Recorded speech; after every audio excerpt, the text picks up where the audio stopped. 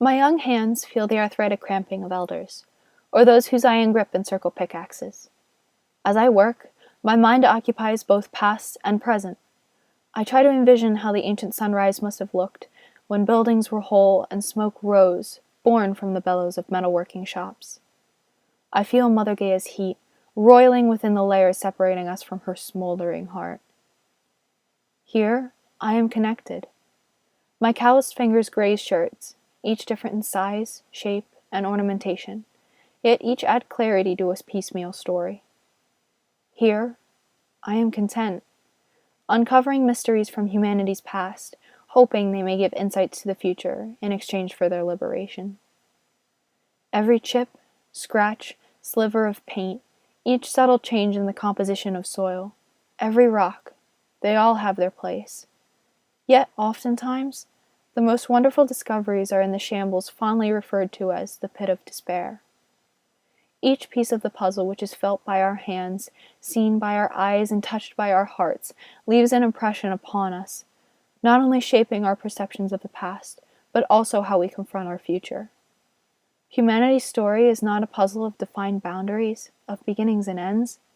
It is a tale building upon itself, the pieces overlapping, obscuring, missing. This is a tale we know in our heart of hearts, a song whose lyrics are momentarily forgotten, and we need the answers we glean from the pieces to sing those lyrics back to us, to remind us of who we are and what our shared past entailed.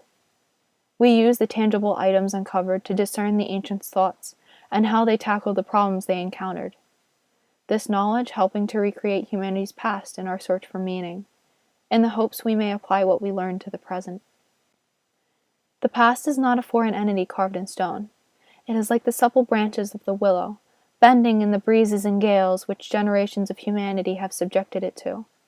It is flexible, yet sturdy and graceful. It holds time, humanity's greatest teacher and foe, within its grasp.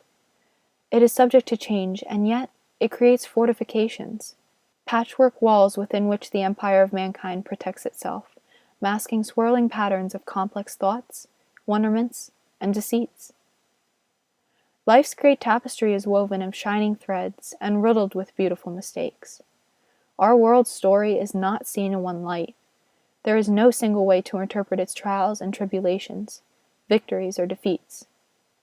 I believe that individuals must supplement physical records with their own version of the story, utilizing their unique perspectives.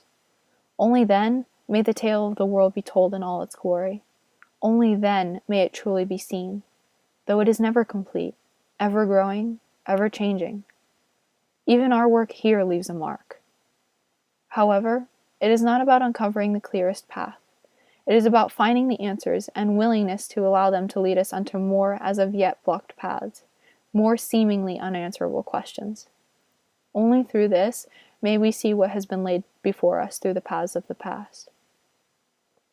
I believe that my life revolves around the telling of these stories, and in continuing to find more ways to express them, uncovering paths to the future within the knowledge of our past.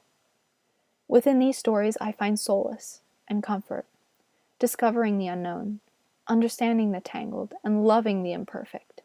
And I believe that within the telling of these stories we may discover the ringing of laughter in the blackened night, the gentle swaying of golden grasses in the soft currents of the summer wind, and the silence belonging to sherds of broken pottery, that which speaks to us through the rhythms of history. I break away from my reflections and lay myself gently back in the present as my comrades and I enter our daily pre-dawn ritual, hastening to beat the others to the best shovels and brushes, a slight atmosphere of competition pervading our ancient haven as each hopes to have the find of the day. 4:38 a.m., 26th of July, 2012. Archaeological excavation, Tel Akko, Israel.